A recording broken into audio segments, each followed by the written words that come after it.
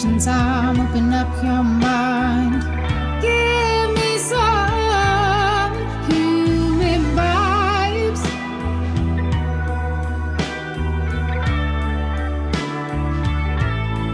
Human vibes.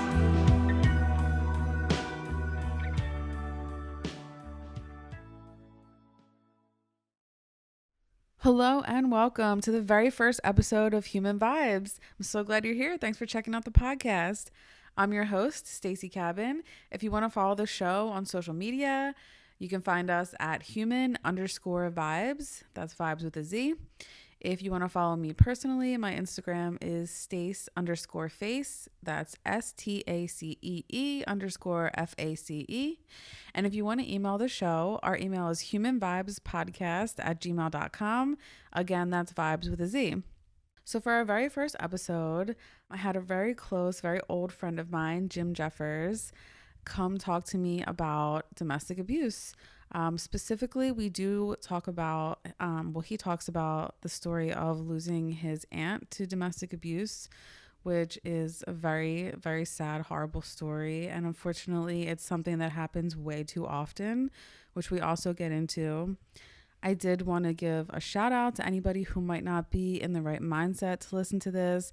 We don't get too graphic, but I understand that if you're in the wrong mindset, this could be very triggering. So I just wanted to say that.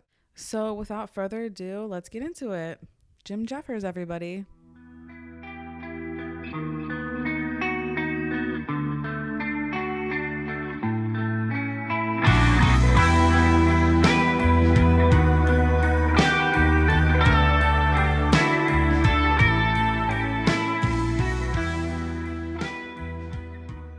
Hi, Jim. How are you? I'm doing fantastic. How about yourself? Good. Thanks for being here. So today we're going to talk about domestic abuse. We're going to be talking about your aunt. So if you want to kind of like tell us a little bit about your aunt, like her personality, what type of woman she is. My Aunt Connie, in many ways you could describe her. She was a wild woman. She was one of my favorite people on the planet for a variety of reasons. She was just cool. She was outspoken politically, which is a huge bit of where I get that from. Passionate, very, very passionate to a fault sometimes. Also probably a little bit of where I get that from. But she was the best mother, the best aunt, and I can speak from experience because I lived with the woman. I shared a room with the woman growing up. So you were close with her when you were younger. Is it your mom's sister? My mom's sister. My mom's youngest sister. And you grew up in a house with her? Yeah, so I moved around a lot when I was a kid, but kind of one of the main central staging locations for the family, from my mom's side of the family, was my big nan's house, my grandmom. And there were points where there were 14 people in the house. I would sleep in a bed next to my Aunt Connie for probably a year.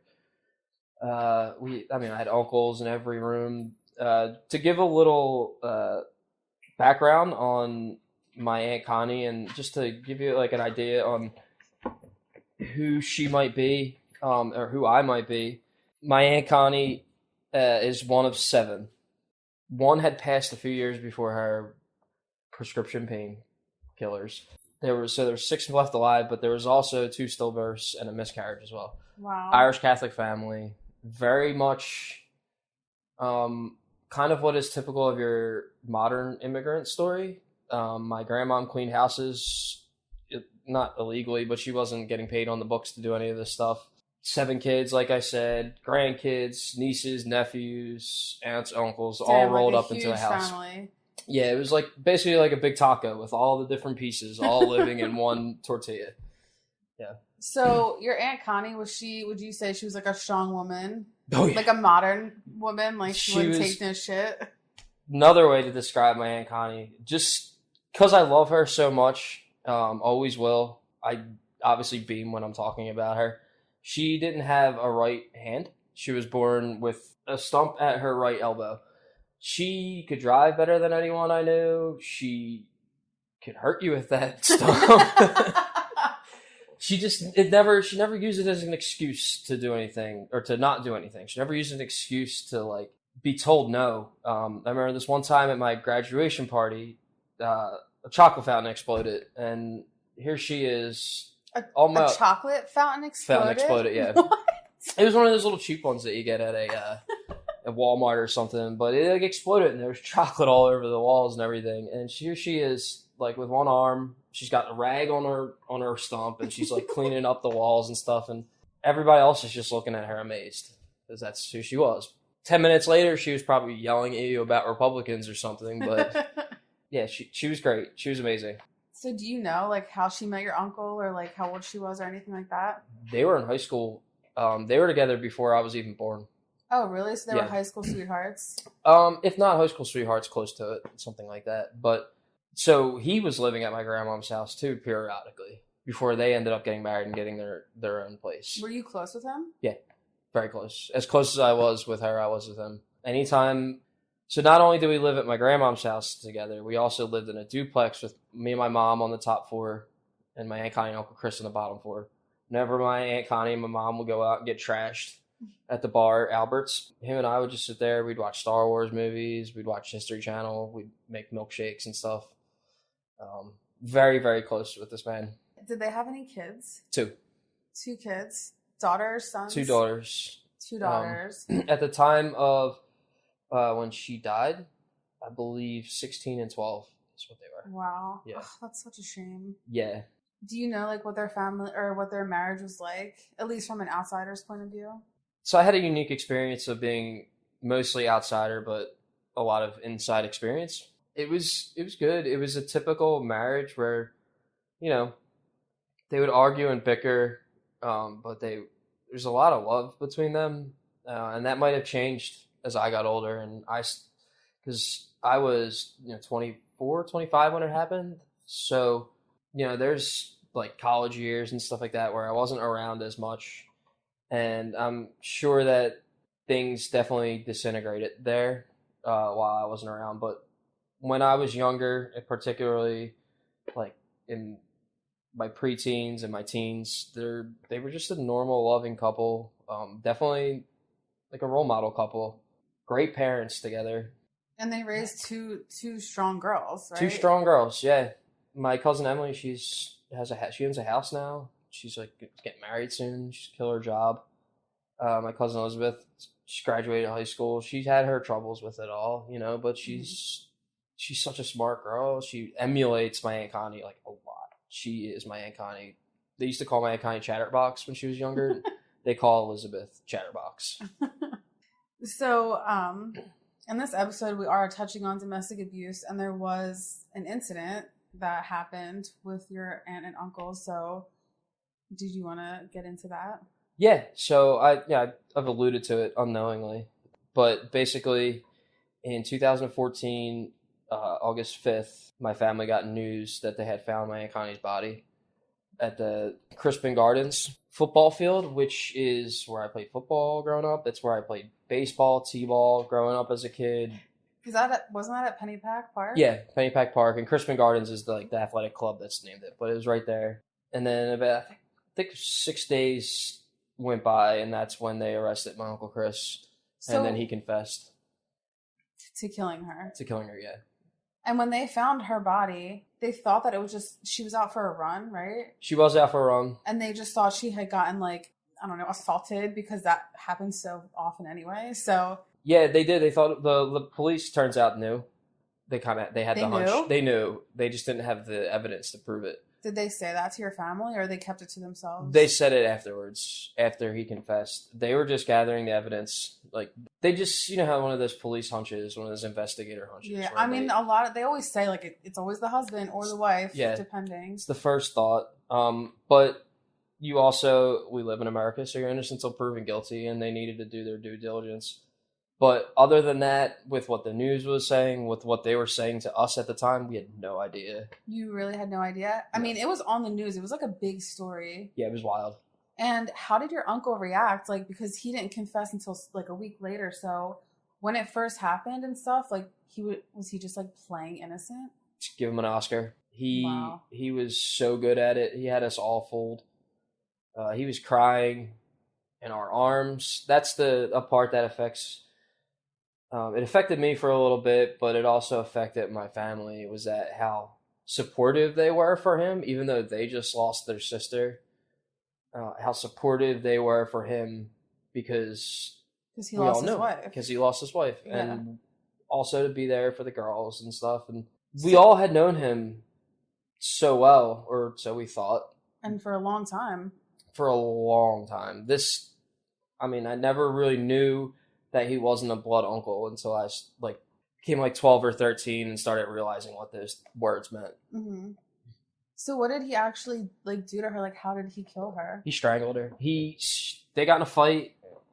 So like these things there's so much depth to the story that basically he was having an affair, a second life, pretty much. Wow. And she found out about it and confronted him about it. They got in a fight. She was going to leave him. She decided to go for a walk to cool her head off, and I guess that tripped something in his brain. He followed her. Like, she was a good 20 minutes out of the house, and he went and tracked her down, strangled her, and left her there? And left her body there.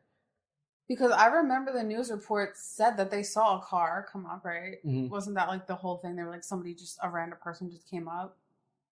At first, wasn't that their story? No, they had pieces of her cell phone that were kind of around. Oh, really? But no one. They had a couple eyewitnesses that thought they saw a car following her or something. But I don't know if that ever came in to be an integral part of the case. I guess also with the confession. When did he confess? Like, when did he finally break and be like, I need to confess? 6 days after. Did he know that they were onto him, or did he confess because he wanted to? I think after time he knew that if he could have gotten away with it, he would never have confessed. He never would have. So he was having an affair, and then he killed her. Oh, that's so infuriating. Because she was going to leave him. Yeah, because he fucked up. Yeah. And, I understand that affairs happen. It's not the right move. It's a bad decision. Aunt Connie, as strong and passionate, she could be very difficult. So I understand maybe he would be searching for other love or emotional support or something. Also, they were together for so long. Since 30, they were so young. Right around 30 years. Wow. And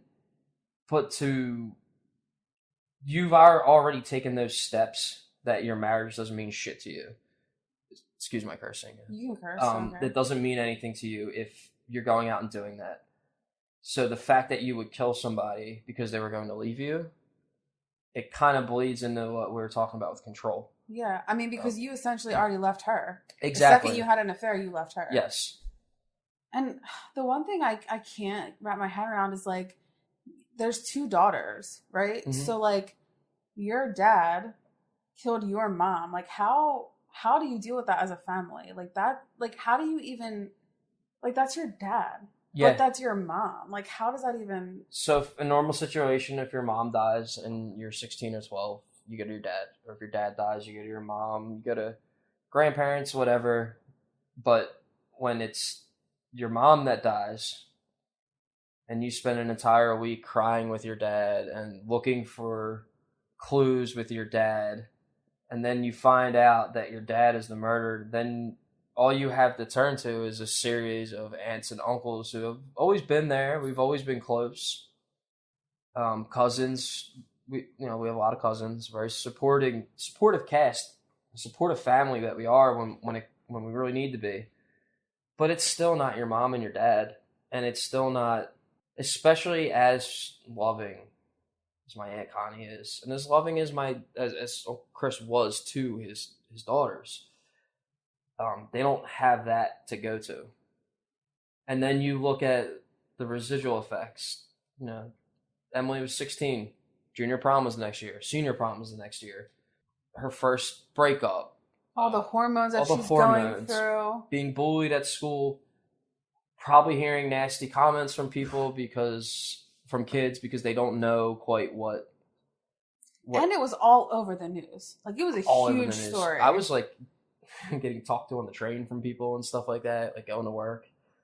It was crazy. And I was so far removed from it in terms of the news story, but I was still like a minor celebrity when I walk in certain places because Yeah, of I understand that.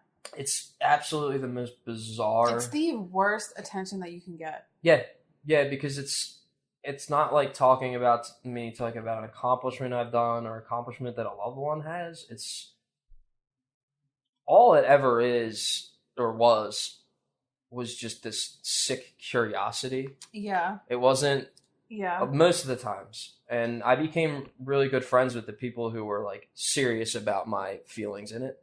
Like my friend Beth, she was like she asked what was happening, but she was very like concerned about how I was feeling. But most people just wanted to know what was going on. They wanted to know all the juicy details.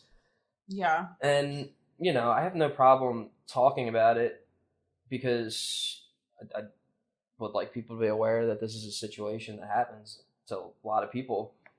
But at the same time, like it just felt so weird, just like, because it's people in your family personal business, Mhm. and it's a horrible situation. yeah, and it's on like ABC News, which another thing, I can't tell you how many times I've watched ABC News, Action News with Jim Gardner with my Aunt Connie, and then to see this same guy, this gray-haired dude from my childhood be talking about that person being murdered and seeing members of my family on TV, or it's just, It's bizarre. it is.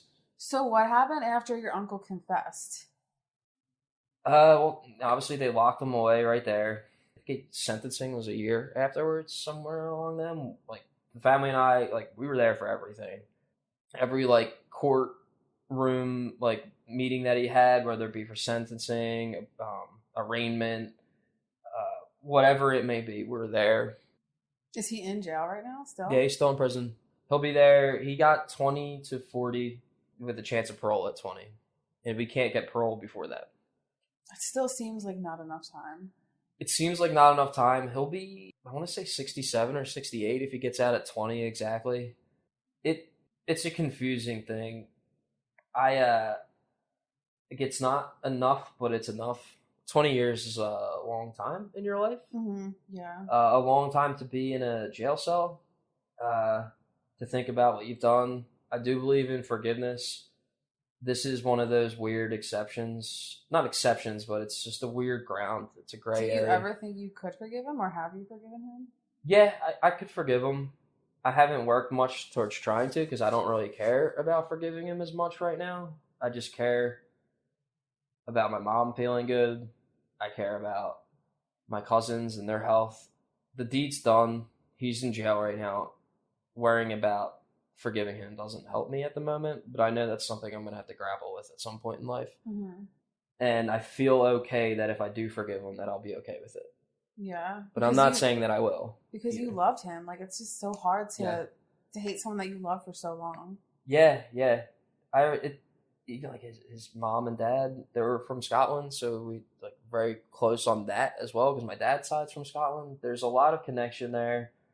And so your cousins, like, do they talk to him or visit him in jail? Like, what is their relationship with him? So my younger one, Elizabeth, my younger cousin, for a while she was talking to him, calling him once a week on the phone. My family like tried to stop it and kind of like reprimanded her for it, which I thought was wrong.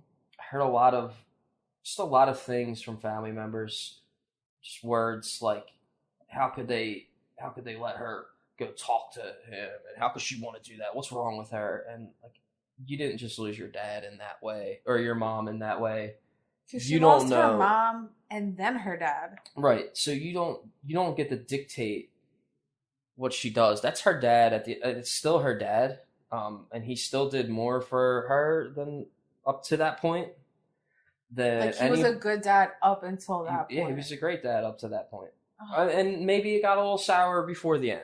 You know, I don't know about that. But for most of their lives, as far as I know, he was a great dad. And again, this is a 12-year-old girl grieving something like this. Who's anybody to say that she's wrong for reacting any sort of way?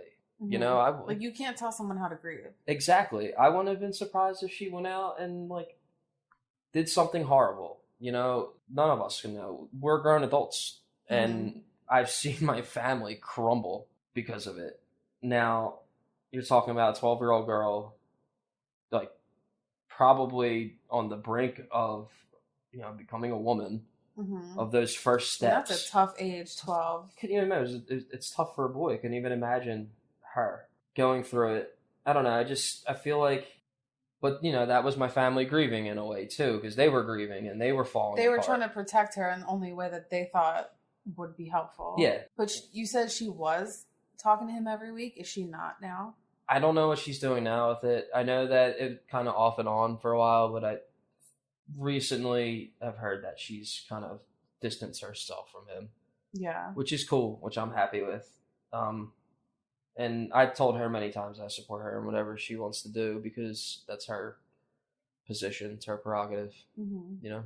And the older daughter, how did she handle it? Fine. She, you know, she was sad. She was broken up. She hated school for a little bit because of everything that kids do.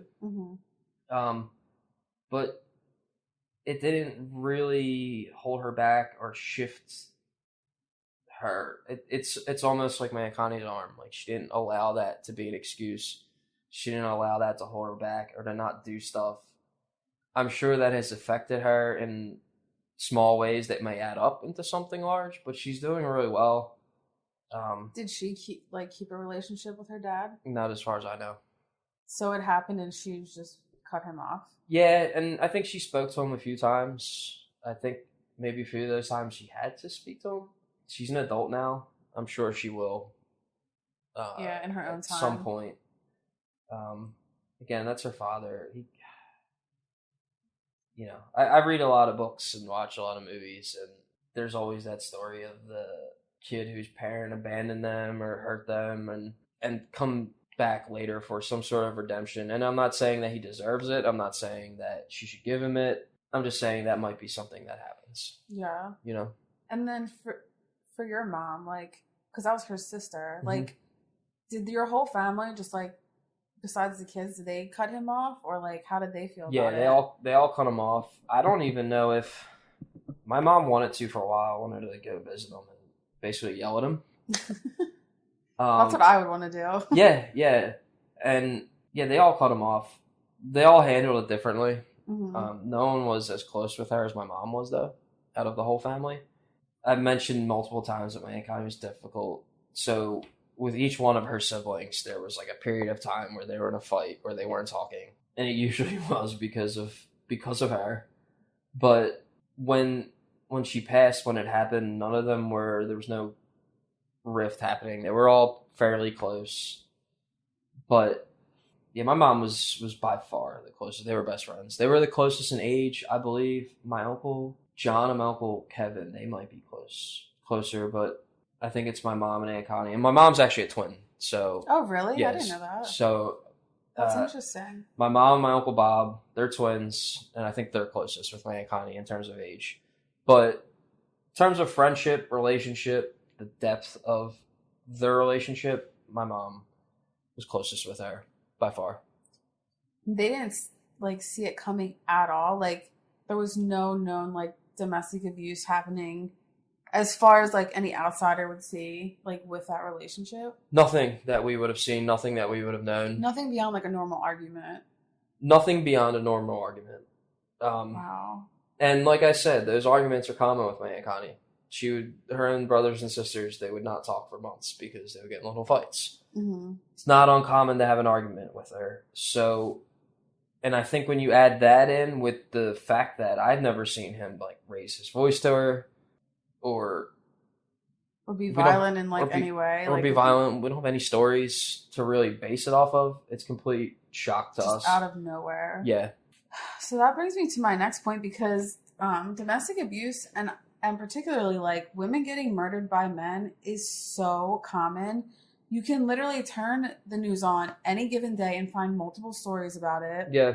Documentaries about it. The whole true crime genre is basically how ex-women got murdered, usually by a man. And you're a straight man. Yeah. So I would just be interested in why you what you think about that. Like, why do you think men feel so possessive of women, especially when they do something wrong? Like, there's so many cases where a guy is having an affair and then he kills the woman. Like, when it should be the other way around. yeah, it's like, well, you were already in the wrong. So my thoughts on it are that you could turn on the news and like usually the first thing you're gonna see is just somebody or something, male, woman, black, white, anything, whatever, religious creed or not, getting killed by a man. True. It's, and of course there are women that kill people, but it's not like it's not as common. It's kind of like a big deal when there's a woman serial killer. When there's a man serial killer, it's like, oh, there's another guy serial killer chopping up bodies. Yeah. Oh, there's another war started by another dude just trying to control women's bodies or do whatever. Men are controlling, but men are deeply flawed and they're taught to be proud. So when they're confronted with their flaws, it's almost a defensive mechanism to like fire back. That's interesting. Yeah. And I'm not saying that women aren't flawed. Women are very flawed, just as men are. But it's just like how we handle them. I think men tend to be more external about things when it gets to a certain point, where women tend to be more like internal. And so, and it's also like women are always called controlling, but I feel like men are the ones out there like controlling the world and the way things move. And when something doesn't go their way, they are willing to do whatever it takes to make it their way, no matter how wrong they are in the situation, no matter who they hurt to get there. And I really don't know why that is. I don't know psychology enough or sociology enough to really delve into that. But I do know that from what I've seen in my life is that it's mostly, you look at a kid that gets like these police murders now, all these kids, these young black kids getting murdered in the streets, and you see the cop with his knee on the kid's neck.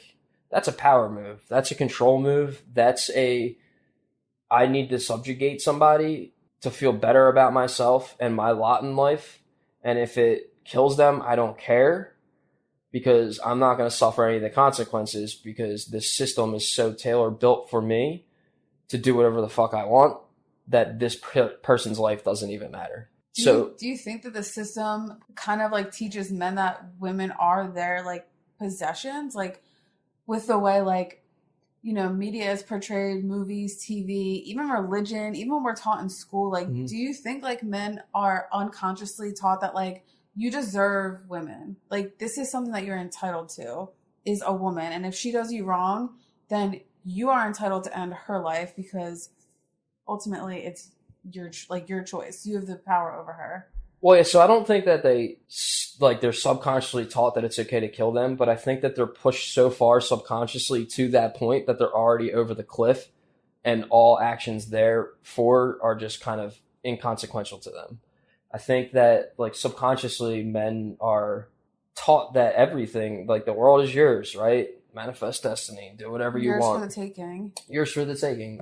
YOLO. Do you think that women getting murdered by men has become more normalized or less normalized? Because I think that it's kind of both. Like, I think it's less normalized because men are getting called out for it more. Mm-hmm. But I think it's more normalized because it's in our face all the time. It's in the news. It's in like every freaking TV show, every movie. It's just women getting killed. So people, it's like not as like shocking to people. But then like for whatever reason, we pick and choose like, this man is horrendous for doing it, but then all these other news stories are like, whatever. Yeah, I think it's definitely something we're as a society trying to work on and work out. And I think it has, for the most part, gotten better in like a lot of ways. Women are still getting 79 cents to the dollar. That's a problem. But about like 102 years ago, women didn't have the right to vote. So they literally weren't even seen as people that had brains large enough to cast a vote for who's going to dictate our policies. So in that way, it's gotten better. I think that a lot of men are reactionary to that in a bad way. And I think that that's maybe where it's becoming normalized a little bit, is that women are starting to make some progress and there's men fighting back against that. But I also do think that it certainly is in all of our TV, not all of them, but it happens to a good degree in on TV shows and movies. And sometimes those movies might be trying to tell the story like we're trying to do here, but a lot of times it's just those stories are just telling kind of like, it's like a plot point.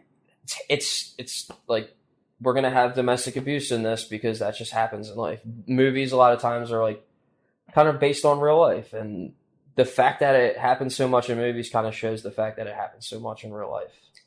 And what do you think about, like, because women are, as the years go on, like, being more outspoken and stronger, and like you said, like, your aunt was like a very strong, outspoken person. A lot of men like say that they like that, but and you don't think that those are the kind of women who would suffer from domestic abuse. But do you think that that is more triggering to like a certain extent, like, because you think like it's always the meek women who get pushed around or whatever, but like it's not the case. Like, women who are outspoken like that, like your aunt literally took herself away from the situation to cool off, and he literally went after her. Yeah, so I think that is, the meek are the ones that are getting pushed around, but they're never going to fight back, and they just let it keep happening, and then it perpetuates. Whereas women like my Aunt Connie, who aren't going to let that shit fly, then that is when the guy gets pushed, quotations, to that point where now he's reacting to a strong female accepting her independence and saying, fuck you, I'm not going to allow you to do this.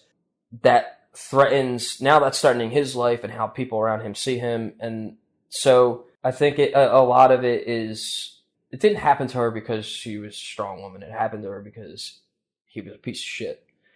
And his ego was being threatened. And everything. But because she was a strong woman, she stood up for herself. And, you know, that just was ultimately her downfall. It didn't work out for her. Yeah. Which is a damn shame. It'd be nice to hear like the alternate version of this story where like he chases her down and she just like beats the shit out of him. You know, the investigators said that if she did have her other arm, that she would have been able to at least fight back enough. Oh my God, really? Yeah, so she wasn't able to get any leverage to push him off. Oh, that is heartbreaking. Yeah. So how do you think this affects, like, because obviously her daughters are going to be strong women. Do you think this is going to affect like their relationships with men negatively or positively? Like, because on one hand, you want to be strong like your mom, but then on the other hand, do you think that would make them kind of like more scared to be outspoken like that? I think it could go either way. I think it's different every situation. I think that like my cousin Emily, she's with her boyfriend. They've been together for years and years now, like 4 or 5 years. I think that she's going to be keen enough to like use it as a lesson. These are the signs, these are the problems, these are the things. Because I'm sure that my dad was doing. Yeah, like they saw probably like little signs, or if there was any, they definitely saw them. But then there's the problem too, is if there really wasn't any signs like we all thought, then now they're left in the dark with like all these things that he did that were normal, and then like, you know, maybe it's something that wasn't a sign that he would kill her. Now they're going to see that in somebody else and go, oh, that was a sign, even though it wasn't a sign at all, you know? So it could hurt them. And I really don't know. I can't even imagine being them, to be honest with you. So do you think that, because right now there's a lot of talk about like how men like are really like told to like push down their feelings, don't be weak. And like a lot of men are addressing that and being like, it's okay to talk about your feelings. Be a man. Yeah, and it's okay to like cry, and it's okay to like do this. Like, do you think that those are the right steps for our society so that men can kind of stop acting like this? Because I feel like your uncle probably didn't, when he was going after her, he probably didn't think, I'm gonna go murder her right now. Like, I don't know him, but like, I don't think that men like think that. I think like it's just this rage, and men have so much pent up rage in them because they cannot let it out, that sometimes rage just overtakes your body. And I'm not like giving him an excuse or anything, but I don't think that a lot of men are like, I'm gonna go kill her. Yeah. So I think that we're going to see that like this happen a little less as we move forward, with women taking a more like equal role in the workforce, and like that starts with paying them for the same amount of work, accepting them in certain jobs that are historically men. But I think up until recent years, the typical story is a guy goes and works at a factory all day, and he's literally got his hands like covered in oil, and he's sweating all day, and he's lifting heavy things all day, and he's beating his body down. And then there's just all that build up rage from just the day, and then something like this happens, and it's all this misplaced rage, or he's taking it out on the wrong thing. So I just feel like if somebody's like a boxer or something, they're a lot less likely to murder their wife because they're getting aggression out on a punching bag, not a human being. Historically speaking, men have always had those jobs where they're like tilling the fields all day, and that's building a certain tension in them.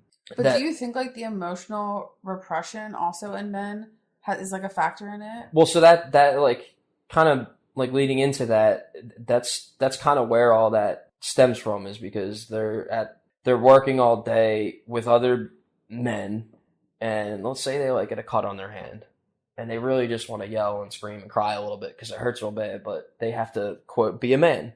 So they're repressing all kinds of emotions, and I mean that's definitely a huge problem with our society. I think that the reason that you don't see, like, women are so quick to get their emotions out that you don't really see them killing their husbands in like record number like we are, and that has to benefit somehow. If to just can't tell you how many times I've just been like in my room alone, just like thinking about this, and like I don't have anywhere to get it out, and I'm just sitting there pacing in my room, not knowing how I'm going to get it out, what I'm even thinking about. And it's a lot for people. And I just, again, gender roles, that's a big part. I mean, it comes down to equality, right? Equality. Women need some things that men have, but men also need some of the freedoms that women have. Yeah, we're so split up, and it's so black and white, and it's becoming less, those roles are definitely getting, not reversed, but blended together a little bit. Mm-hmm. And I think with each generation, the gender roles get stripped away like more and more. There's more families, like both the wife and the husband are working. Both my aunt and uncle, they both worked full time. That's definitely happening more and more, which is a good thing. I think that the primary breadwinner kind of holds things over the other person's head. Mm-hmm. And that usually was the man, and he would use that positioning to control the situation. And he's so used to having control that when he doesn't have it, he snaps, takes someone's life. Yeah. Or he doesn't snap, or he goes to the bar and drinks and spend all his money. And I mean, we do, like, there are a lot of stories where we see like the husband will kill his wife, his kids, and then himself too. Yeah. Like, that story is around a lot also. There's it's like, if I can't figure it out and none of you fuckers are figuring it out, I'm taking us all out. Yep. So thank God that didn't happen. Like that. Yeah. Oh, God. There is a skit about that. Eddie Griffin, he talks about how men will pull that card, like, I'm gonna kill you, kill kids, kill myself, and it's. But do you think that's just such a control thing? It's like this is mine. The man feels like he failed, and because he failed, the whole family as a whole is a failure, and like, I don't know, like, just need, like, it's just his. Yeah, it's his family. If I can't have it, nobody can. Yeah. It's my precious, It's the Lord of the Rings. That's what it is. It's just it's Gollum syndrome. Yeah, it's just possession, mine. That's honestly just a whole world problem. That's a societal problem. We're so pent up in material wealth, material objects, keeping them, holding on to them. And also, like, what everybody else thinks. Your uncle was having an affair, and, like, yeah, maybe they would have got divorced. Maybe they would have had to deal with all that. And, like, who cares, Yeah, but, like, if you care what everybody thinks about you, then sometimes that sends you over the edge. But it's like, who cares what people think about you? I'm sure if he was a more free person that didn't care as much about what people thought, maybe he wouldn't have done it, and maybe we'd just be like, all right, fine, fucking divorce me, Yeah. you know? And then that would have been fine, you know? That would have been great. Crazy. I wonder what I wish they would have gotten a divorce. I wonder what that woman who had an affair, did you guys ever hear from her? I don't know if they ever found out who it was. She used to come visit them at work and stuff. Oh. I don't know. I don't know if they ever, and it's a weird thing too, because my mom, she's on her third marriage, but her second husband left her. He had a second wife with another woman too. It's so crazy. I've heard so many stories of that too, where the men just have separate families. Yeah. It's like you can't even handle the one that you have, and now you want another one? Like, what the hell? That's the thing. It's like maybe that's what it is. It's their failures in their marriage and their life, and they're like trying to get it right, but they also, it's like another control thing. Where I already have all this stuff that's mine. I can't just get rid of it. I'll just have this other thing that's mine. And you're just wearing yourself too thin. Again, it's like, I mean, we live in an age where you almost cannot get away with that. Like, you will be found out. There's too much technology, too much shit, too much tracking. Yep, and that's what it came down to. Cell phones. He had a cell phone, and he had all kinds of shit on there. And she was going through it. She saw it. Yeah, crazy. Just to wrap this up, from one straight dude to the world, what would you say to other men who like might have like possession issues or control issues, or just any females who have like male traits who also have like possession issues? What would your advice or thoughts be to people who think that like it's their choice whether somebody else lives or dies? Just always keep in your mind, like, the only thing that is yours is you. You are the only thing you own. You are the only thing you possess. You are the only thing that you control. All this stuff in life is nothing. It's not real. It's all made up matter. But everybody else has their own you and their own thing. You can't go around controlling it. You can't take away a light from the world because you couldn't control the path of its flicker. That's not good living. That's not being a good person. And don't get married if you don't want if you want to just keep that person and control them and make them yours. I don't know, the advice, meditate, work on yourself. If you see those traits in yourself, just think about them, honestly. The one thing I can say is that my Uncle Chris probably wasn't much of a deep thinker. He probably didn't have a lot of introspective traits to him. I could be wrong again. We all keep stuff to ourselves, but I'm sure if he had thought about it, if him reaching out to a therapist or him meditating would have helped, I think that... Or even if he had like a male friend that he felt comfortable talking about it with. Yeah, and that's another thing. Maybe in his quest for friendship and companionship, he found this other woman. Well, use your head. Don't use your dick. Try to find male companionship. Or some sort of companionship where you know it's going to be platonic. There's no chance at anything happening. Because you do need friends to just get shit off your chest. You know, you do need someone to talk to. It doesn't have to be all the time. But talk to somebody. Don't be afraid to like voice your feelings. You know, that's probably the best advice of it all. Address your feelings. Be aware. Awareness is a big deal.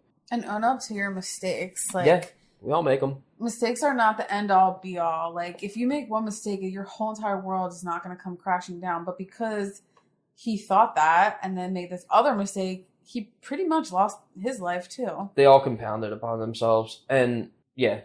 And he messed up, like he potentially messed up his daughter's lives in doing so. And that's the possession thing. And your whole family, I'm sure his whole family was like, what the fuck? Like, both of our families were pretty close too. And now we don't talk to them at all.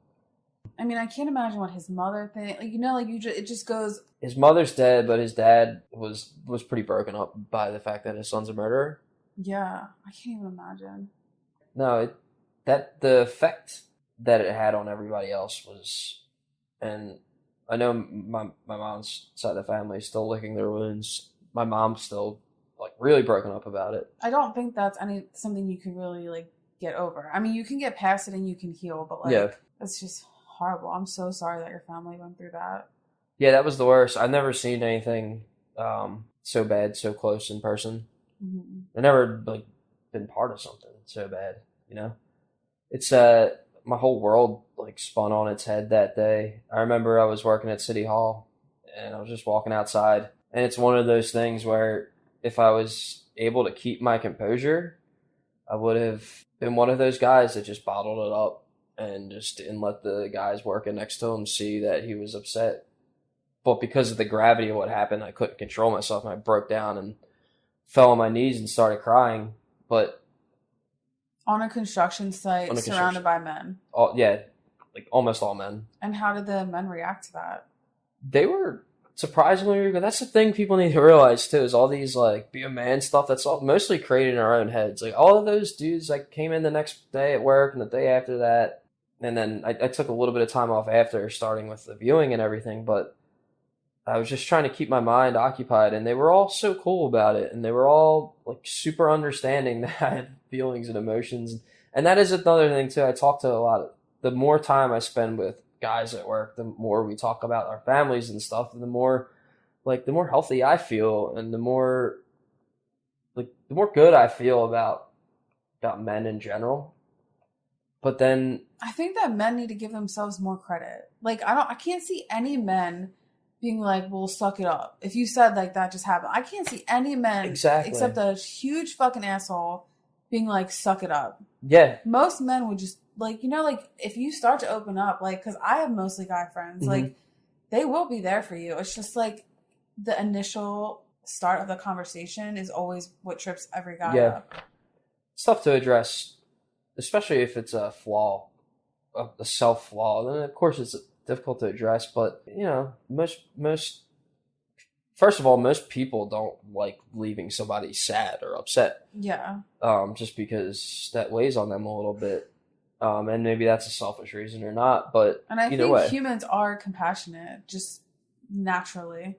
Yeah, most people don't give a shit until they see something, but once they see something, then they care. They can't unsee it. I think like most people, they want, I don't see many people out there trying to like saying like, war is good, let's have more war, you know?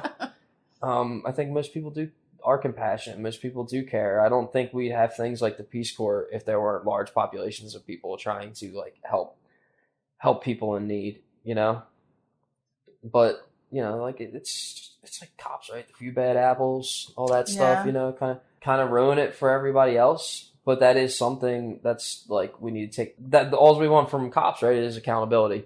So what compassion. we need, and what we need now from men towards women, towards other men, is compassion and accountability. And I felt it was important to talk about this because it's just about holding one man accountable, but it's also about holding a lot of men accountable. It's about holding just people accountable for fucked up shit, because it happens. Society can be really horrible and have its ugly points, and I don't want to say that's something we can avoid. It's definitely something we should work on, because even if we don't succeed, I think only good can come out of that. But it's not the end of the world, when... You think that you can come back from something like that? For him? Yeah. I just meant that it's not the end of the world for everybody else, but for him, he's gonna have to. That's his journey. That's not me to judge. Mm-hmm. Yeah, I'll let you know how I feel in 15 years when he gets out. If he gets out, I mean, they still might say you're not getting parole. Emily and Elizabeth might walk into a courtroom and say no, he shouldn't get parole, and they'll listen to him. But yeah, that's a battle he's gonna have, and that's. I don't know, like my whole thoughts on God are weird and everything, but I do think that there is something that your soul or spirit has to answer to, and I think that he has a lot of time to think about it. Mm-hmm. So the last thing I want to talk about with you is just coping when you're going through something like this, because I think men also have a hard time coping with hard topics that they go through because they're taught to suppress their emotions. Yeah. A lot of men, turn to like negative things like drinking, smoking, drugs, more abuse, hopping from woman to woman or whatever. So for anyone who is going through like a hard time, what do you think a healthy coping mechanism is? I'll tell you what isn't. Alcohol. wasn't a good way to cope with anything. That's how I did it. I eventually made it out the other side. It wasn't the best way, but I also tried other ways to cope with it, and some of those ways worked. And meditation was one of those things. Just the idea of slowly introducing good habits into your life, introspection, exercise, doing some sort of physical activity always helps. I mean, and these are just like, everybody knows that, right? These things help. You would think for a positive one. Yeah. That's true. That's a good point. Some people don't. Yeah. Well, if you're listening and you don't, then those are the surefire ways. And I don't know if it's going to get you through them, but your chances will be better if you're just doing positive things for yourself. Everybody has the right to cope in their own ways. Everybody has the right to handle it with booze, with drugs or whatever they want. But my suggestions, have a night or two with some heavy drinking with a friend and get it all out. But for the most part, just do what's best to promote positivity in your life. So basically, what you're kind of saying is focus on making your body feel good and making your brain feel good. Yeah. Because you can make that happen. If you work out or if you even just take a walk, your body will feel good. Mm-hmm. Meditation is really hard. It's really hard for me. It is. But even if you do it for 5 minutes, you'll feel better. Mm-hmm. Yoga is also a good one, and it's not just for girls. No, yoga is amazing. And just stretching, especially for guys, it gives you an extra inch. But even to the meditation thing, even if you don't actually get to that transcendental place, your chances are the reason you didn't get there is because you were thinking too damn much. But that's also not a bad thing. If you're thinking, make sure they're productive thoughts. Make sure you're trying to work ways. You're not going to, something like this happens, you're not just going to not think about it. That's crazy. You can't just shed away all emotion for it. So if you're sitting there trying to meditate and it's not working, but you're still sitting there thinking about things, like I said, it's not a surefire way, but it's definitely puts you in a better chance for success. Mm-hmm. And I also want to throw writing in there because writing's always helped me a lot. You Yes. don't have to write some profound thing. You can write one sentence. Mm-hmm. I feel like shit today. And that's it. You'll feel better because it takes it from your brain and just gets it out of there. The pages will help you in ways that you might not pick up on immediately. But just writing. Just because sometimes when you see your thoughts in words that you can read, it's oh wow. Really? I really think that. I really think that. Sometimes you're impressed with yourself. You're damn. Yeah, damn. I'm smart. And sometimes you're just oh. Yeah, sometimes you look at it and you're wow, I can't believe I feel that way. I really need to change that. I need to work on that. How do I do that? Yeah. So yes, writing definitely 100% is a good way. I play music. Playing music that's the most therapeutic way I can deal with anything is playing music, Yeah. And I actually didn't play a lot of music at first when it happened. Wow, that's interesting. Yeah. Just shut down in a lot of ways. Yeah. I was a robot for a while there. But then when I did start playing again, it changed, And I don't know if that was just a natural progression Well, just of things. you changed. Exactly. This incident changed you. Yeah, it did. Changed a lot of things. It's crazy how one person's actions can change so many people's Mm-hmm. lives. Because people think that, they are so insignificant and that, what they do doesn't matter. But, your actions can affect so many people and, you don't even think about it. And it's not even, bad actions, good actions, too. Yeah.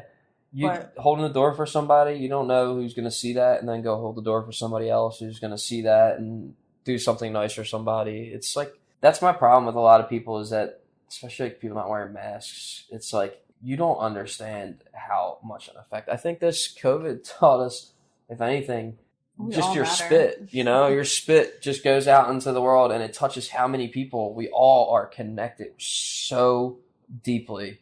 We may look different, we may sound different, but we are all the same. We are all our DNA is so goddamn close to each other. It's insane to me that people can't see the connectivity that we all share. Yeah, because we're all humans. Yes. So you take one person, extinguish that light. My Aunt Connie, I don't know how many lives she was going to change, but she was going to change lives for the better. She already had. She was a teacher. It's a damn good one, damn passionate. She was the first person on my mom's side of the family with a college degree. Wow. Yeah. And she had like a minor disability and didn't even let that affect her, which is so inspirational for other people that have that also. Yeah, it emboldened her. Yeah, it's Aunt Connie. Well, thank you so much for talking to me about that. I really appreciate that.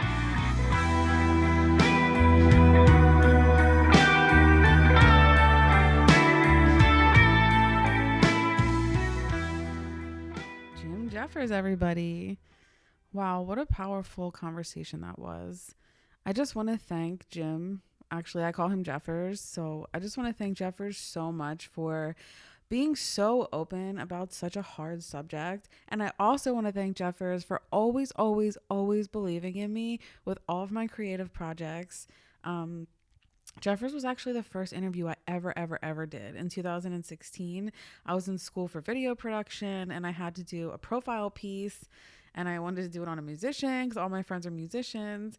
And Jeffers was the first interview I ever did. And I actually have that interview on my YouTube, which I believe if you search Stace Face, I get like my Instagram, STACEE_face on YouTube. I'm pretty sure that's what my YouTube handle is. You can find it and you can see Jeffers in 2016 talking about his love of music and his love of Bernie Sanders. But I just wanted to, really, really thank him. He's always believed in all my creative pursuits. He himself is a musician. So he doesn't have social media where you can follow him. Like he doesn't have an Instagram or a YouTube, which I guess he probably should get if he's a musician, but he does not have one right now. So you can just enjoy this conversation and you don't have to follow him or anything. But if he does get social media in the future and you want to support him, I will definitely update you guys on where that is. And then I also really want to shout out Aaron Shepard and Emily Mighton for my intro music. They're both amazing musicians, also my neighbors, also really awesome people. Aaron created the music and Emily did the vocals. You can follow Aaron on Instagram at aaron.mshepard. That's AARON.MSHEPHERD. And you can follow Emily at _LazyVirgo, which is such a great Instagram name. I don't think she's posted anything on there, but she's going to soon. So you can follow her there. And I would just want to thank them for the awesome intro music. And I want to thank you for listening to the very first episode of Human Vibes. And I hope you liked it. And we'll see you next week for another episode.